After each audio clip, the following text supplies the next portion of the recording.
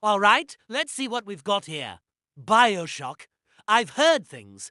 People say it's a masterpiece. A classic. Let's find out if they're right. Part 1. We're going in completely fresh, no guides. No spoilers, just pure, unadulterated gameplay and my first impressions. So, we're on a plane, 1960, to Jack, with love from Mom and Dad. Would you kindly not open until? Okay, a gift. A sense of mystery. I can appreciate that dot and we've crashed. Of course, we have. It wouldn't be a video game opening without some sort of catastrophic event, would it? We're in the middle of the ocean. Fire everywhere. This is intense. You have to respect the immediate immersion. No long, boring cutscenes. Straight into the action, fighting for survival. This is what it's all about. Overcoming chaos, finding a path when there appears to be none. Look at that, a lighthouse. A beacon of hope in the middle of nowhere. It's the only option. Let's go. The architecture here is impressive. Art Deco. A very specific choice. No gods or kings. Only. Man, that's a powerful statement. A philosophy. It suggests a society built on pure individual achievement, on the power of the human will. I'm intrigued. This isn't just a random setting, there's an ideology at its core. This is a monument to ambition. Let's see what kind of man built this place. We're descending in. What is this? A bathysphere. The presentation is top-notch. It's like a guided tour into a lost world. I am Andrew Ryan, and I am here to ask you a question. Is a man not entitled to the sweat of his brow? He's making a point. He's talking about ownership, about earning what you have, about the parasites who believe they are entitled to the work of others. Washington, Moscow, Rome. He rejected them all. He chose the impossible. He built a city at the bottom of the sea. This is fascinating. This isn't just a game. It's a philosophical debate playing out in front of me. Rupture. This city. He built it for the artist, the scientist. The great minds to be free from the constraints of petty morality and government. A society where your only limit is your own ability. This is a concept many people talk about, but to see it visualized like this, it's something else. It's an interesting thought experiment. What happens when the greatest minds are unshackled? Do they create a utopia, or does human nature lead to something else entirely? And here we are, writhing in rapture. The city itself, it's broken. It's a ruin. The grand vision has clearly failed. Something went terribly, terribly wrong here. The utopia is a dystopia.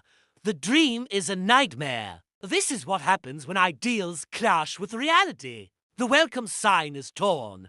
The halls are flooded and derelict. This is the aftermath. The story isn't about the creation of rapture, it's about its destruction. What was that? I'm so hungry. The atmosphere is thick with tension. Every shadow could be hiding something. We've got a radio. A man named Atlas. He needs help. His family is trapped. He's guiding me. In a situation like this, information is the most valuable currency. You listen, you assess, you decide if the voice guiding you is an ally or a snake. Right now, he's my only lifeline. He's telling me to find a weapon. A wrench. Simple, effective. Not a high-tech laser rifle, a piece of industrial steel. It's about pragmatism. Use what you have. The first enemy, a splicer. They look human, but they're not. They're twisted, mutated. This is what the people of Rupture have become. Addicts driven mad by something. Atlas says they're hooked on a substance called Adam. Genetic modification. They chased perfection and became monsters. A cautionary tale, isn't it? The pursuit of greatness without discipline, without control, leads to self-destructs. He's down. First victory. It's not about brute force alone. It's about timing, about positioning. Every encounter is a test. Can you keep your composure?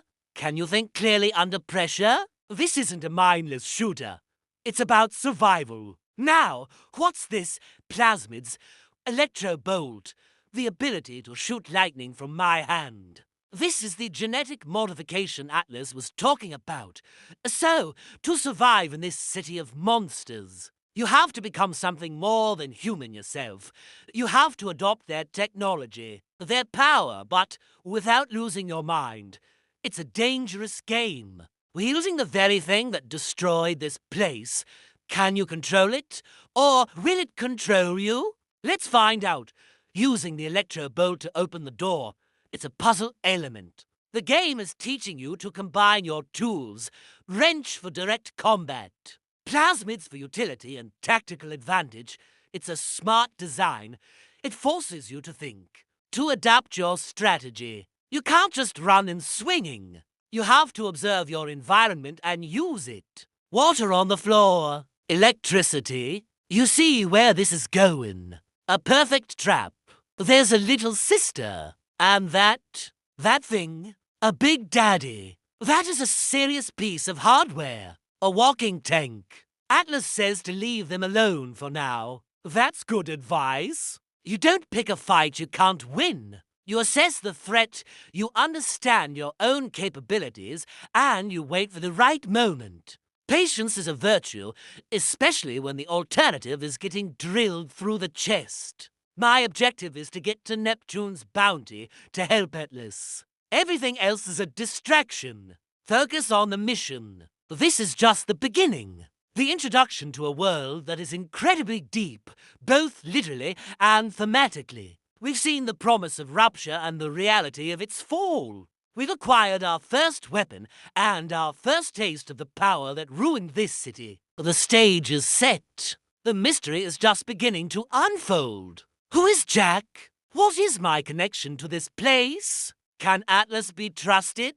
And what truly happened to Andrew Ryan's utopia? We're going to find out. This has been a strong start. Very impressive. If you enjoyed this first look into the world of BioShock, make sure you hit that like button. And if you want to see where this journey takes us next, subscribe to the channel and turn on notifications so you don't miss part 2.